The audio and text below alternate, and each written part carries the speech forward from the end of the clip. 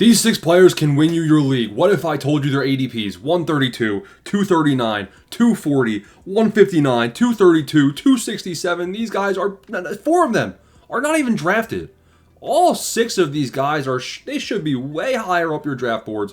And I'm going to tell you guys their names right now and why you should consider drafting them in 2025 to help you win your league, put some money back in your pockets. Smash the like button, smash the subscribe button. Let's get into name number 1. The first name is going to be none other than T. Higgins. T. Higgins is not a good fantasy wide receiver. Real life, sure, Higgins deserves the bag.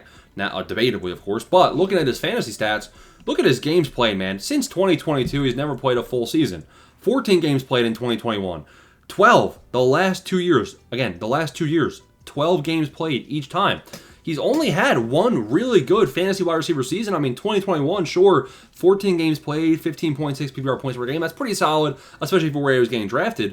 2024, sure, he was the wide receiver 6 in points per game. He only played 12 of them, right? So he was averaging 18 PPR points per game, 18.5. I didn't even see it was there. Look at the touchdowns, though. Why do you think he averaged so much higher than usual? Oh, he had double his usual touchdown numbers. I wonder if that's why. His target share was almost the same as this year. I mean, if we look at it, like, if T. Higgins takes a step back on the touchdowns, what's that going to do? Maybe it drops him down to 15 or 16. And then you're thinking 15 or 16, that's still pretty good, yeah, but not when he's probably not going to play a full season. And to make that even better, right, so he's ADP of 29. Right here it says 25. His ADP is around 29 right now. If T. Higgins is getting drafted at 29, you're passing on wide receiver 1s, guys that are potential to have the, I mean, not even potential, like, I mean, if I pull up my rankings, at wide receiver 29, we have Rashee Rice, Ladd McConkey, JSN, Terry McLaurin, Mike Evans, Harrison Jr. These guys are the alphas. There's guys that can be the alphas. There's guys that are the alphas. T. Higgins is neither. Jamar Chase, he is the number 1. You can't get, T. Higgins to be the alpha in that offense without a Jamar Chase injury. Jamar Chase hasn't really been injured. T. Higgins, avoid him at all costs. Just trust me. Name number 2 is Xavier Worthy. This one just makes no sense to me. His current ESPN ADP is like 42. You can see he's 50 on here. Honestly, I'm not touching Worthy unless he falls to ADP of 75.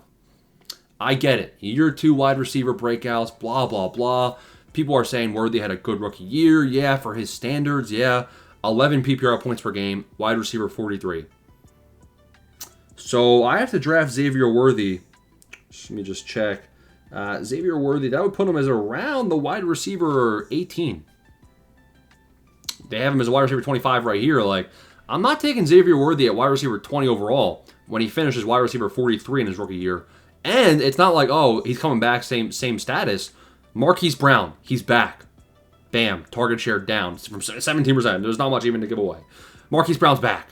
Rashee Rice is back. Why are we not fading Xavier Worthy instead of hyping him up, right? Like, this is just an overreaction. He must have won some people some money last year in round 17 and week 17 as well, but, like, not touching Xavier Worthy at all at ADP of 50 would much rather. There's still wide receiver 1s available in that range.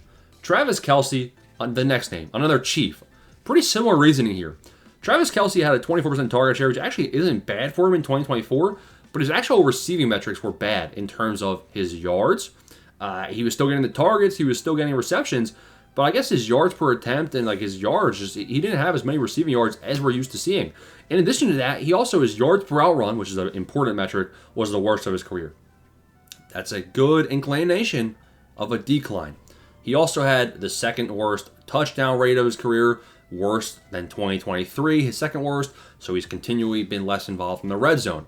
Speaking of red zone, who's coming back? Rashee Rice, the red zone machine. Rashee Rice could be involved in the red zone. Marquise Brown's going to be involved in the deep game. Travis Kelce just worries me, man. And specifically, he worries me where he's going. I don't mind taking Travis Kelce if he actually is around, like, ADP of, like, 120. Because if you're telling me Travis Kelce's going around Tyler Warren at 120, I'm still taking Warren. I'm still taking Loveland at that range. But at least it makes more sense to me. Like, I feel more comfortable. Sure, Kelce's been tight end 7, tight end 1. Like, I'm fine taking him as, like, tight end 8, tight end 9 price. But right now, his ADP is 77. Like, what are we doing? That's too high. Too high. It's a bust. Name number 4 is Kenneth Walker III. Kenneth Walker III, his current ESPN ADP is around like 45, 40. So he's pretty high up there on ESPN ADP. Right here, you see the experts have him at 53. The reason I don't like Kenneth Walker is health. 15 games played, 15 games played. Both those seasons, not good. 13.5 points per game, 13.2. And then 2024, 11 games played, RB12.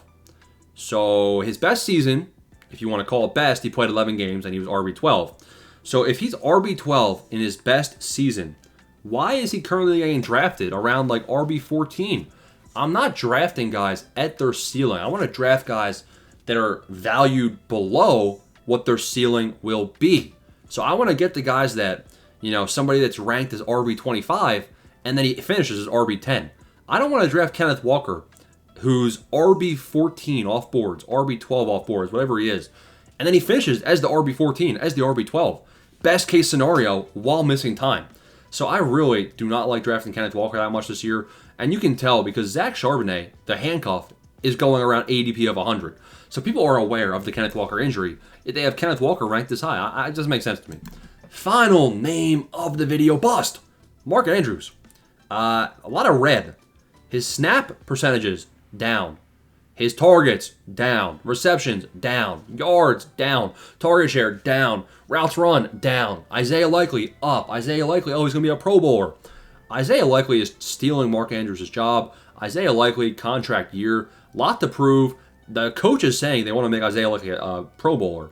Mark Andrews will have a role, especially in the red zone.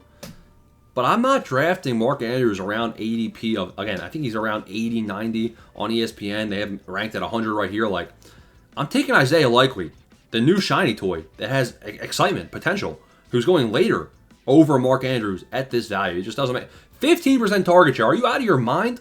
Those are 5 guys, bust potential, avoid at all costs.